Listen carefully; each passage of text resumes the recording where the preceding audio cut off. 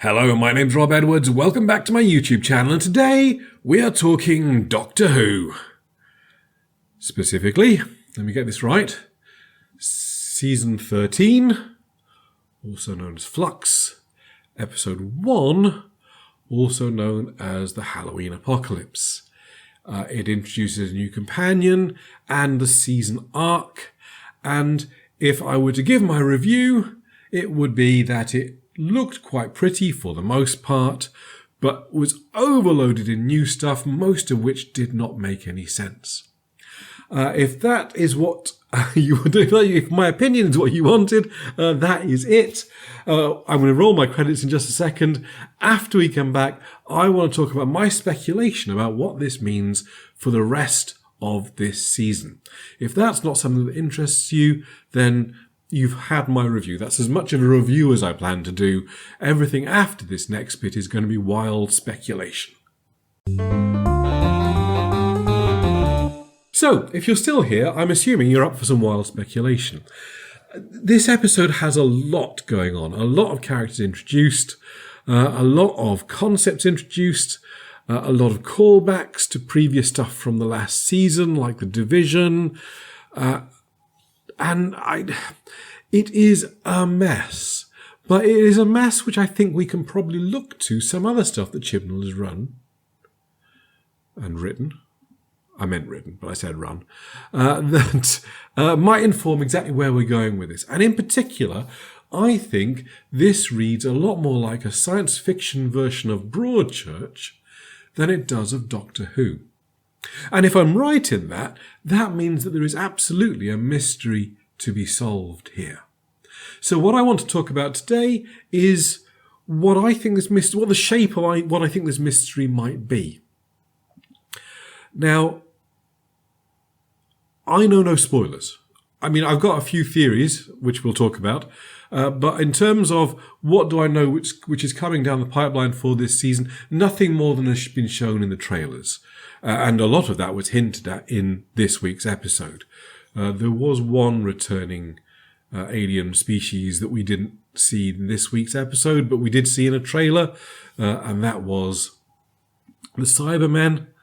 I do not know if we are seeing the Master.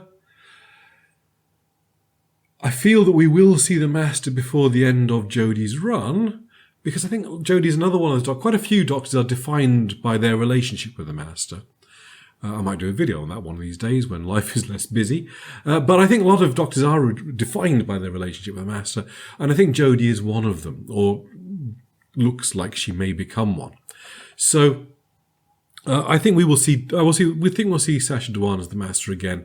If not in the next 5 episodes, then for her regeneration special next year.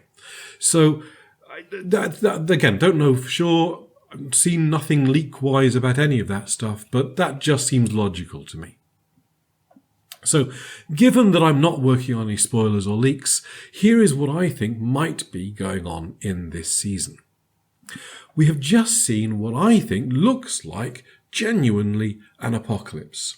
I think the cliffhanger that we ended on, with the Doctor sort of seeing the Flux charging towards the open doors of the TARDIS, I don't think there is with a single leap she was free kind of moment here. I mean, I guess close the TARDIS doors and run away. I don't think that's what they're setting up here. I mean, maybe that is. Maybe I'll be wrong. Maybe episode 2 will open with her pulling the lever to close the doors and dematerialize and just go somewhere else. But I am just wondering whether we're actually seeing the end of the story here. I think we might be seeing how all of this concludes in episode 1, and then we are going to go back in time to see how this all started. I think it's quite interesting that we get a line right at the very start of this episode where 13 says, "I can't help but think that some of this was my fault." And I think that may be a nod to exactly where this season is going. I think we're going to be revealing, unlayering here exactly how the Doctor was the cause of what we saw about the apocalypse, how it actually came to that point. And of course, part of that, I think, has got to be tied into the division. Or, interestingly, as Swarm said at least once during the episode, Swarm says, I think to the Doctor, you've been a great service to division, and drops the. And again, this may be the fact that I'm recovering from a bit of flu today, but I do wonder if actually division it's got a double meaning here. Sure, it is certainly the name of some covert operations department within Gallifreyan military, like the old Celestial Intervention Agency, the CIA from Classic, who got referenced a few times there, and in Big Finish quite a bit more. But I'm wondering if the division is not just about that, whether actually division as a concept might be exactly what is happening as a result of the flux. The flux is dividing particles of time and matter and all the rest of it. And I am possibly just recovering from flu here. But maybe when Swarm is saying, thank you for your service to division, thank you for your service towards separating reality out, breaking it down, rupturing it. If that is the case, and if what we're looking at here is the very end of a story, then I think we're going to go back in episode 2, and we are going to start meeting some of these characters that were introduced in episode 1, but in a slightly more ordered manner. We're going to see the Doctor's first encounter with, I don't know necessarily about Claire, but given the next episode is about Sontarans, as far as we can tell, I think we are going to see those two Sontarans that we met in this week's episode in events predating this week's episode's events. I think we're going to see the two of them, get to know the two of them, and their relationship with 13. Now, if you don't mind a minor spoiler from the Next Time trailer, it is worth noting that in the Next Time trailer, Jodie's hair has a bit of a crinkle to it. Crinkle, that's not the right word. Bit of a wave to it. And I can't imagine any doctor at all, in the middle of an apocalypse going and getting her hair done. Or his hair done. Actually, I think I could probably imagine 10 doing that. Yeah, but otherwise I think it's probably unlikely. So I'm thinking that we're going to be seeing an earlier Doctor and an earlier meeting with the Sontarans. And I think what we're going to unfold here is a lot more about the setup for this. Of course, the big problem in this theory, and the thing that is probably going to put a hole in it completely, is the unveiling of Dan as a companion. Because we know that Dan is the new companion, and we know that we have just witnessed the first meeting between Dan and the Doctor and Yaz. So, has that completely sunk my theory? Have I just talked myself out of my theory? Maybe, but it's also possible, because we've seen this teaser trailer back in a few weeks ago, when we saw the Doctor and Yaz and Dan trying to hold the TARDIS together against, presumably, the Flux that we saw at the end of episode 1 there, sending a message to try and warn people that the Flux is coming. So maybe... Oh, actually, I quite like this.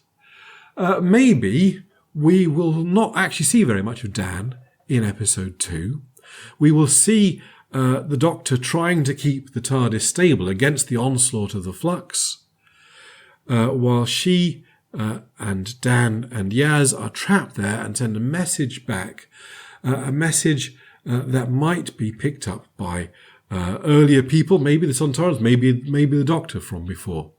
And that is what we're going to see a lot of in episode 2, and perhaps throughout the rest of the season, pulling together plot elements, building towards reintroducing or finding a way to at least break the TARDIS out of the trouble that it's in right now. And maybe episode 3 will be enough has changed to give the TARDIS enough to get away again. No, I've talked myself out of this. Am I going to post this video? I think I'm still going to post this video because I think there's still something there. There's still something about the way this is being played out. The way that I think we need to approach this less like a series of Doctor Who and more like a mystery story as we've seen in Broadchurch. So many elements introduced in episode 1 that are going to need to get some payoff. Vinda, why was Swarm's sister disguised as a woman in the Arctic Circle? Why were people building tunnels under Liverpool? What possible reason does Swarm's sister have for kidnapping Di? What is going on with Claire and the Weeping Angels? There is a lot to answer, and I think a lot of this will make more sense when viewed in a different order.